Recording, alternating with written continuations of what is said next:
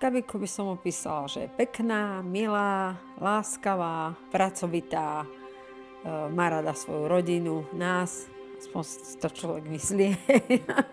No, podľa mňa je super ako človek. Aj v tom fotografovaní si podľa mňa získala najviac ľudí tým, akú má povahu, tým prístupom k ľuďom. K foteniu som sa dostala nejak prirodzene. Vždy ma to fascinovalo. Celé v podstate detstvo alebo celú pubertu som si zháňala časopisy, strihala. Robila som si akoby svoj magazín, že som si lepila obrázky do takého zošitku a vždy ma fascinovala fotka ako taká. Vôbec som nevnímala, že by mala také vlohy, že by sa jej chcelo k fotografovaniu. Nie, skôr ten je prvý priateľ ju tak tomu. On ju doschodil, fotil, ona sa rada sama fotila. Išla k rôznym fotografom, si pamätám, že ona si platila za tieto služby. Potom ju priateľ ten prvý fotil. A potom dáko ona začala svoje kamarátky a strašne ju to začalo baviť. Ešte aj keď na vysokú školu šla, tak som nemala pocit, že chce byť fotografkou. Lebo vlastne nevedela vôbec, čím chce byť.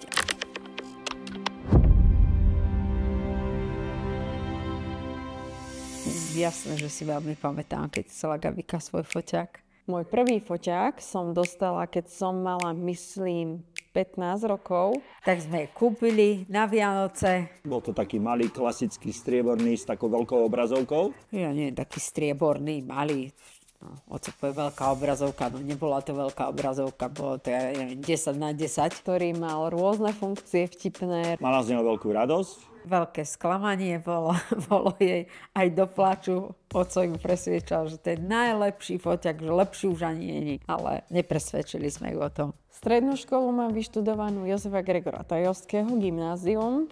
Už vtedy som samozrejme stále fotila. Fotila som spolužiačky, baby z druhých tried. A potom bola teda otázka, či idem aj na vysokú školu. Pohrávala som sa s myšlienkou ísť do Brna alebo do Prahy. Ale nakoniec som ostala v Bystrici, ja to tu zbožňujem. Mňa nejak nelákajú tieto Bratislava a iné väčšie mestá. Tak som sa rozhodla, že ostávam tu, ale vysokú školu chcem. Čo ona nebola presvedčená, čo konkrétne chce. Ani potom si to prekladateľstvo angličtina, lebo bolo aj medzinárodné vzťahy, rozmýšľala. Bola v Bratislave, Brne na prijímačkách. Chceli sme aj zahraničie, chceli sme aj domácu školu. No a nakoniec skončila tu v Banskej Bystrici. Rozhodla som sa, že idem študovať jazyky, lebo mám k nim blízko.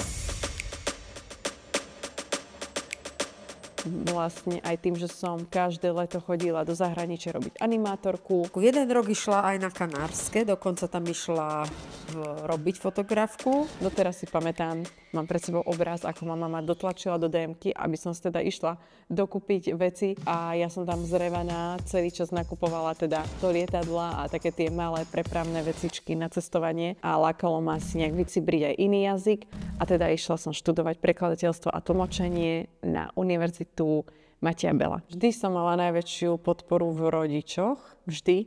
Či už som chcela ísť do zahraničia, tak ma tam ešte práve že pritlačili. Normálne ma takto tisli podľa mňa na letisko. Skrátka podporili ma vždy vo všetkom.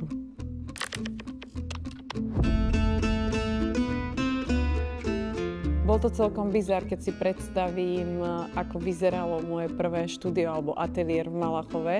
Je to inak rodná dedina mojej mamky, ktorá tam má bráchu a vlastne u neho som to mala v podstate v garáži. Hlavný impuls, prečo som sa nakoniec rozhodla, že musím si zohnať aspoň nejakú izbu niekde, kde budem teda cudzích ľudí nosiť, bol ten, že dovtedy som fotila u našich v rodinnom dome, čo bolo nepríjemné. V kuse doma fotila, ale už sa to riadne hrotilo, že to u nás bolo každý deň 2-3, že to sa už nedalo, tak tam začínala. Tam sme urobili v takej malej izby taký ateliér, lebo aby sme mali aj súkromie. A tak to bol dôvod, prečo sa rozhodla, že idem fotiť v garáži.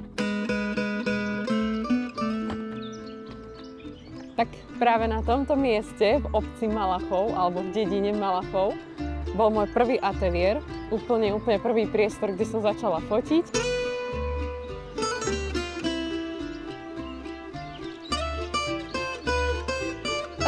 Kde začať, no? Interiér tohto ateliéru vám neukážeme, lebo už to používa, teda má to môj ujo ako spáleň so svojou priateľkou. Ale ak to mám úplne nejak tak aspoň zjednodušene opísať pre ten bizár, boli to asi tak 3x4 metrové priestory, svetla tak z jednej strany, pár statívov s papierovými pozadiami, smiešná lampa a to bolo asi tak všetko. A to som tu fotila 2 roky, čiže ani nie krátko. Svojím spôsobom mal aj tak tento ateliér svoje najväčšie čaro. Smiešné, ale aj milé, pekné, v prírode, v dedine, víta vás pes. Ale teraz už poďme na iné miesto. Vysvetľovanie, že síce napadol meter snehu, strašné podmienky, ale musíte výjsť do kopca potom takými naozaj strašnými schodami. A toto všetko, keď som klientom hovorila, tak už som si povedala, že dobre, idem sa aspoň premiestniť do mesta, potrebujem väčšie priestory s viacej svetlom a tak som našla kancelárske v podstate priestory a tam som sa presťahovala. Moje štúdko číslo 2, ale odvtedy, ako som tu bola ja, sa to zmenilo na oveľa krajšie miesto. Je tu kaviareň, čo som si vždy vravela, že kiež by tu bola kaviareň, že si môžem ísť občas na kávu, keď mi klienti meškajú na sendvič. Tak urobila sa tá kaviareň presne 2 týždne potom, ako som sa odsťahovala. Ateliér mám na 3., alebo teda mala som, ale tento výťah vyzeral 100-krát horšie ako už tento luxusný moderný výťah. A rytmus je tu. Strašne som bola šťastná z tohto polepu, strašne sa mi páčila, alebo veľmi sa mi páčila grafika.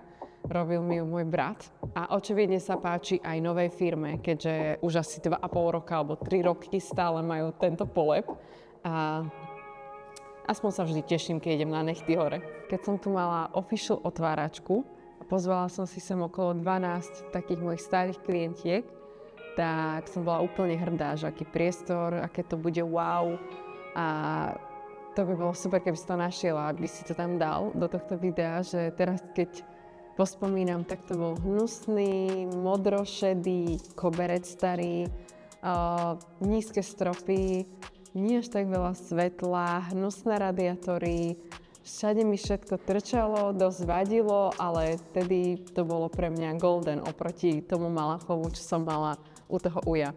Tento ateliér na kraji mesta bol tak 24 m štvorcových a rozhodla som sa, že si s efektívnym prácou a budem robiť fotky tam. Túto miestnosť som si prenajala ako kanceláriu, tu som robila fotky, veľa som tu jedla, tu som mala aj skriňu so stylingami, s oblečením, ale očividne tejto firme sa moje logo až tak nepáčilo. Títo si to zmenili. V tomto ateliéri som bola 2 alebo 3 roky a zavrela som ho, alebo teda rozviazala som s nimi zmluvu, keď som sa dozvedela, že som tehotná.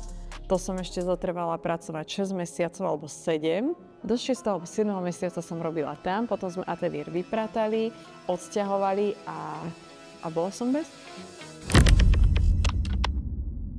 Prvé mesiace ako mamka som si zháňala teda priestory, lebo som vedela, že fotiť chcem, bez fotenia nevydržím. A tak som s môjim mužom chodila a sledovala rôzne priestory. Chodili sme na lokačky, čo sme našli, aký inzerát, išli sme to pozrieť, ale nič sa nám nepáčilo. Naozaj sme boli pozrieť asi 10-15 miest a bolo to všetko, že potom nie.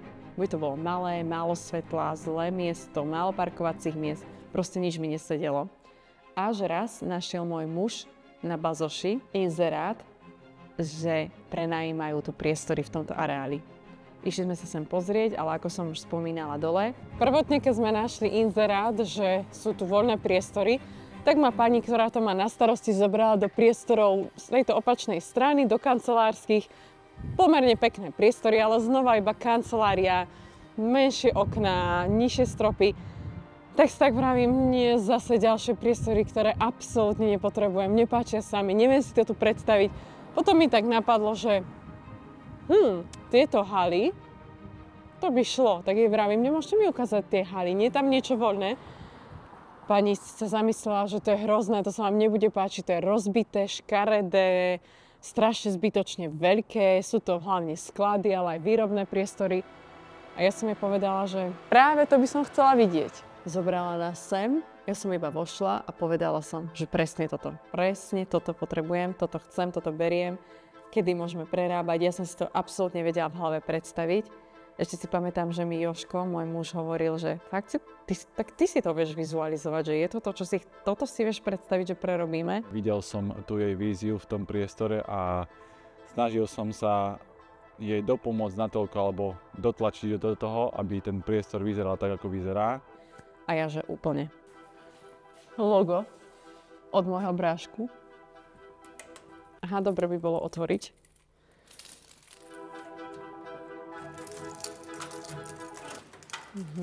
Poctivo zamčené. Vítajte u mňa v druhom domove. A úplne tak som to mala v hlave, ako to vyzerá teraz. Ale keby ste to videli predtým, tak to bolo niečo. To bolo akože dier, hrozné okná, diery, proste vylámané, tuto sklá, tuto nejaké porozhadzované zošity, zo stropov viseli železné trámy. Bolo to ako z hororu.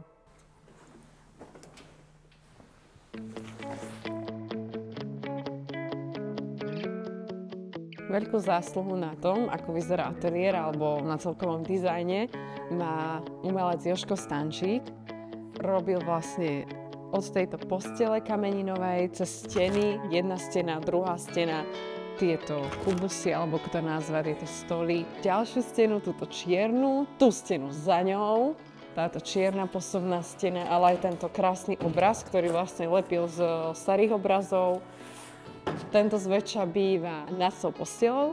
Všetko je to v takom ľanovo-hnedkasto-krémovom štýle. Úplne najväčší wow efekt je, keď človek vidí, ako to vyzeralo predtým a teraz. Tá zmena tohto priestoru je naozaj neuveriteľná. Od podlahy cez okná, cez stropy, steny, predel, absolútne všetko sme tu menili. Za čo môžem poďakovať môjmu skvelému manželovi, lebo sa tu namakal, občas ocino, občas svokor. Keď Gabika prišla s tým, že by chcela vlastné štúdio, videl som a vedel som, že presne vie, čo chce. Snažil som sa ju podporovať v tom skôr technicky, ako by som jej poradil, lebo to svoje videnie, ktoré mala, tak určite sme ho podporovali, chcela ísť do toho retra a v tom sme jej nahali úplne voľné ruky. Môj backstage, alebo môj bordel, lepšie povedané, tu mám všetko, tu mám ďalšie oblečenie, kufrík so šminkami, koberce, deky, vankúše, oblečka, fakt veľa. Tu mám všetko a zároveň vám to radšej neukážem. Tento priestor je stelesnenie môjho sna, mojej túžby, toho, po čom som tie roky drela a jednoducho, keď sem vôjdem, vždy si poviem, že toto je to, čo som vždy chcela. Toto je presne priestor, aký som vždy túžila mať, v akom pracovať. A ja by som tu aj spávala. Ale musela by som tu mať svojich chlapcov.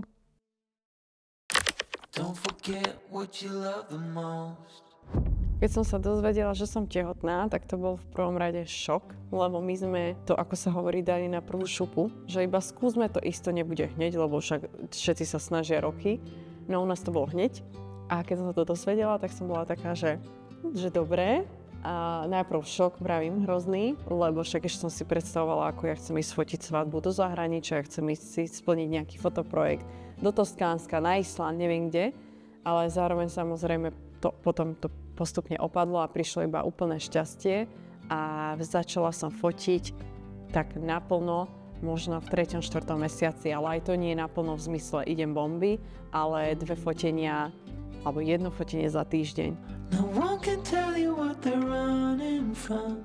No one knows anymore.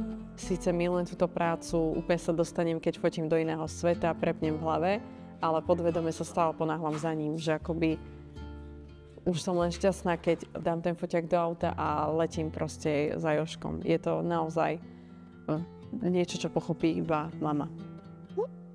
Proste aj tak už je to najpodstatnejšie v živote, iba on. Je najlepšia manželka, žena a takisto si myslím, že aj pre Jožka mamina. They're caught up in the race of wanting more, and we can tell one from the